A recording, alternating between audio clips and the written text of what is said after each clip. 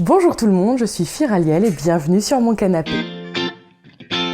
Aujourd'hui, je vais vous raconter une histoire. Il était une fois une jeune femme de 22 ans qui était à la fac et qui était célibataire et qui avait décidé de profiter de son célibat pour découvrir son corps, découvrir sa féminité, découvrir son plaisir. C'était donc régulièrement qu'elle fréquentait des hommes. C'était une jeune femme qui était toujours prévoyante et qui prenait soin de sa santé. Donc il n'y avait jamais de problème, elle faisait en sorte d'être avec des partenaires qui se protégeaient également. Un jour, elle partit en soirée avec ses amis et elle y rencontra un jeune homme qu'elle trouva fort à son goût. Après quelques verres, elle alla lui parler et après encore quelques verres, ils décidèrent de rentrer chez elle, plus tard dans la soirée. Une fois chez elle, son partenaire se fit un peu hésitant avant d'utiliser le préservatif. Mais finalement, il accepta et ils purent s'amuser ensemble. Malheureusement, une fois qu'ils eurent fini de s'amuser, ils se rendirent compte que la capote était craquée. Mais comment est-ce qu'elle pouvait lui faire confiance ? Elle l'avait rencontré dans la soirée, elle ne le connaissait pas. Alors s'ensuivit 3 mois de stress parce que la jeune femme n'était pas très bien renseignée. Elle n'était pas au courant de tout ce qui était mis en place pour aider les personnes ayant eu des rapports à risque. Donc ça a été 3 mois où elle se posait beaucoup de questions, elle savait pas quoi faire, elle s'est passé 10 milliards de films différents dans sa tête. C'était 3 mois très compliqués pour elle. Finalement, 3 mois après, bonne nouvelle, elle était bien séronégative. Et même si elle a eu très peur, elle continua de se protéger et de faire confiance au préservatif. Elle se fit juste un peu plus vigilante. Elle fait attention de bien ouvrir, pas avec les dents, pas avec un ciseau, rien pour abîmer le préservatif.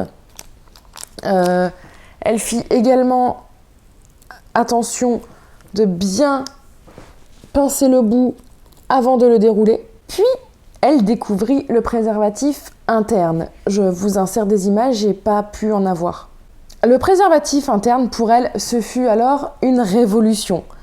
Déjà parce qu'elle pouvait le mettre avant les festivités. Elle pouvait le mettre en début de soirée, avant de rentrer avec un potentiel partenaire.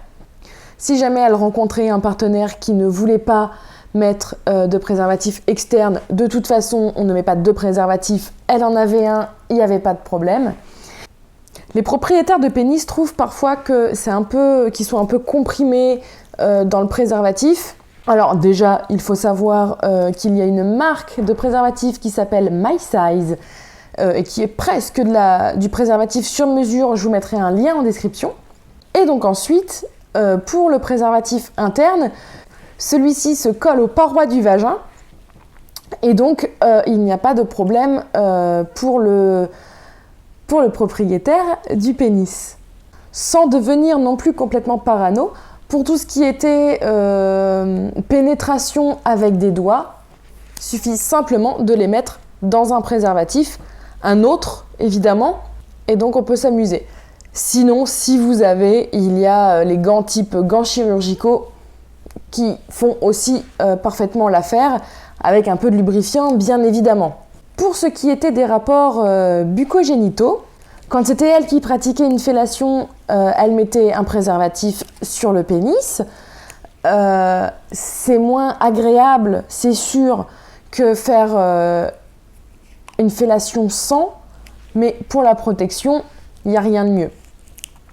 Mais la plupart du temps, elle se privait de recevoir des cunnilingus n'ayant pas vraiment de protection à ce niveau-là. Encore une fois, elle n'était pas non plus toujours renseignée de tout. Et donc, elle découvrit les digues dentaires, mais c'est très compliqué d'en trouver, à part sur Internet. Sinon, c'est compliqué d'en trouver et ça peut être un peu cher. Alors pour ça, pas de panique. Une paire de ciseaux, un préservatif. On le coupe dans la longueur.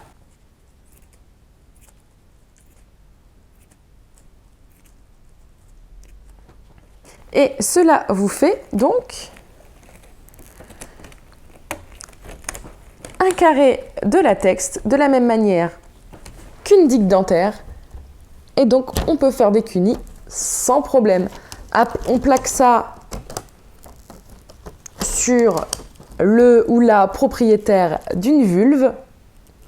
Et il n'y a plus qu'à s'amuser. J'imagine qu'on vous rabâche tout le temps avec le fait de vous protéger. Ça peut devenir agaçant à la longue, mais si on le rabâche, c'est que c'est important. Il faut savoir qu'il y a encore près de 6000 personnes en France qui sont atteintes sans le savoir. La confiance, c'est bien, mais pour être vraiment sûr, soyez certain que votre partenaire ait fait son dépistage correctement, que vous ayez fait le vôtre et ne prenez pas de risques. Sachant que quand vous vous protégez, vous ne vous protégez pas que du VIH. Il y a aussi toutes les autres infections de type chlamydia, de type syphilis et d'autres qui sont pas drôles à attraper. Elles se soignent, certes, mais elles sont vraiment pas drôles à attraper. J'espère que cette vidéo vous a plu. N'hésitez pas à vous abonner, à liker, à commenter et à partager. Sur ce, amusez-vous bien et à la semaine prochaine. Bye!